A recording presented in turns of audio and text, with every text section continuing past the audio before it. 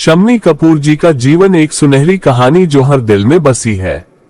आपसे एक बहुत ही खास इंसान के बारे में बात करने जा रहा हूं, जिनका नाम सुनते ही चेहरे पर एक मुस्कान आ जाती है और दिल अपने आप झूम उठता है। वह थे हमारे हिंदुस्तानी सिनेमा के असली रॉकस्टार शम्मी कपूर जी।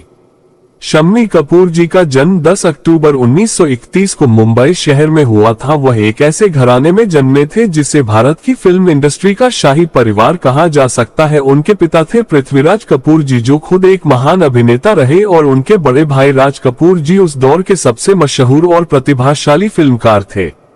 शम्मी कपूर जी ने जब फिल्म इंडस्ट्री में कदम रखा तब उनके ऊपर बहुत भारी अपेक्षाएं थी, लेकिन उस वक्त का चलन कुछ अलग था। उस समय रोमांस और संजीदगी से भरी अदाकारी को ही सबसे बड़ा अभिनय माना जाता था। ऐसे में शम्मी जी ने अपने लिए एक बिल्कुल अलग रास्ता चुना, जो कि आसान नहीं था।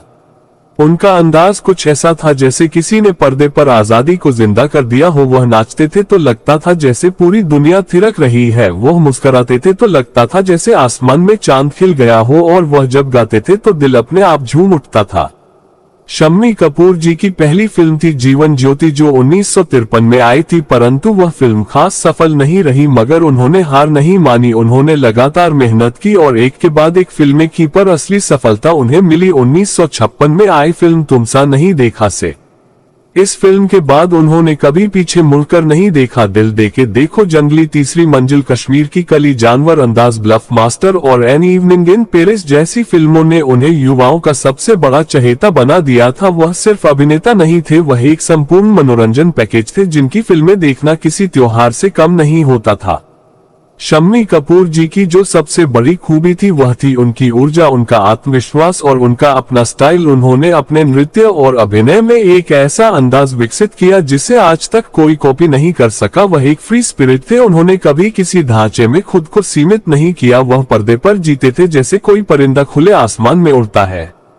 उनकी फिल्म जंगली का एक गाना, याहू चलो इश्क लड़ाए, इतना मशहूर हुआ कि वह गाना और वह अंदाज शम्मी कपूर जी की पहचान बन गया। ये वह वक्त था जब पूरी युवा पीढ़ी उनके जैसी हेयर स्टाइल करने लगी थी, उनकी चाल ढाल को अपनाने लगी थी और उनके गानों पर थिरकने लगी थी। उनकी सबसे बड़ी ताकत थी उनका संगीत से जुड़ाव। उन्होंने अपने करियर में शंकर जयकिशन, ओ.पी. नैयर, रवि और राहुल देव बर्मन जैसे संगीतकारों के साथ काम किया और मोहम्मद रफी साहब की आवाज में उनके गाने अमर हो गए। जब रफी साहब गाते और शम्मी जी उस पर परफॉर्म करते तो जादू हो जाता। शम्मी कपूर जी का निजी जीवन भी बेहद भावुक रहा। उन्होंने अभिनेत्री गीता बाली जी से प्रेम विवाह किया था। दोनों की मुलाकात फिल्म रंगीन रातें के सेट पर हुई थी और एक ही मुलाकात में दोनों ने जीवन भर के रिश्ते की शुरुआत कर दी थी। गीता बाली जी के साथ उनका जीवन बहुत ही सुखद था, लेकिन किस्मत को कुछ और ही मंजूर था। बहुत ही कम उम्र में गीता बाली जी का देहांत हो गया और यह शम्मी कपूर जी के जीवन का सबसे कठिन समय था।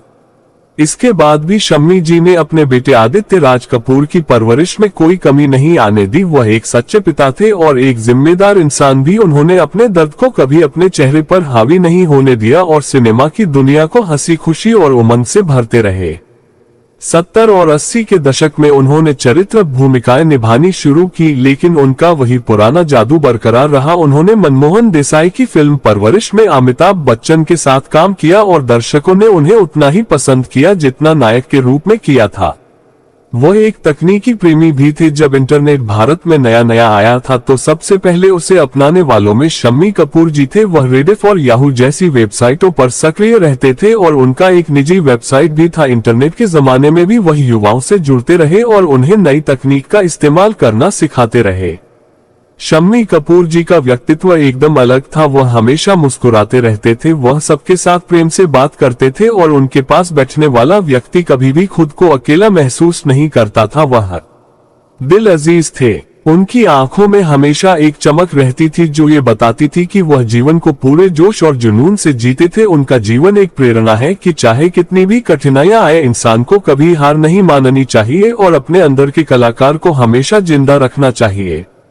उनका निधन 14 अगस्त 2011 को हुआ, लेकिन आज भी जब हम उनके गाने सुनते हैं या उनकी फिल्में देखते हैं तो ऐसा लगता है जैसे वह हमारे सामने मौजूद है और कह रहे हैं, जिंदगी एक जश्न है, इसे खुलकर जियो। शम्मी कपूर जी सिर्फ एक अभिनेता नहीं थे, वह एक युग थे जो आज भी हमारे दिलों में धड़कता है। उन्होंने जो प्यार और हंसी दुनिया को दी वह कभी खत्म नहीं होगी। वह एक धरोहर है, एक विरासत है जिसे पीढ़ी दर पीढ़ी याद किया जाएगा। मैं खुद जब भी उदास होता हूं तो उनकी फिल्म तीसरी मंजिल का गाना सुन लेता हूं और मुझे लगता है जैसे कोई अपना मेरे कंधे पर हाथ रखकर कह रहा है, उठो चलो दुनिया बहुत खूबसूरत है। शम्मी कपूर जी की कहानी हर उस इंसान की कहानी है जो कुछ अलग करना चाहता है, जो जिंदगी को अपने ढंग से जीना चाहता है और जो लोगों के चेहरों पर मुस्कान लाना चाहता है। आज जब हम नए कलाकारों को देखते हैं तो उनमें अगर जरा भी ऊर्जा और स्टाइल दिखे तो लगता है कहीं ना कहीं उसमें शम्मी कपूर जी की छवि जरूर है। उन्हें भुला पाना मुमकिन नहीं है क्योंकि उन्होंने हमें सिर्फ फिल्में नहीं दी बल्कि जीने का अंदाज भी सिखाया। उन्होंने हमें बताया कि जोशीले होकर जीना क्या होता है और सपनों को मुस्कान के साथ सच करना कैसे होता है। शम्मी कपूर जी एक ऐसे सितारे थे जिनकी चमक कभी फीकी नहीं पड़ेगी। अगर आप चाहें तो इसी भाषण का ऑडियो भी तैयार किया जा सकता है या इसे किसी वीडियो के लिए उपयोग में लिया जा सकता है।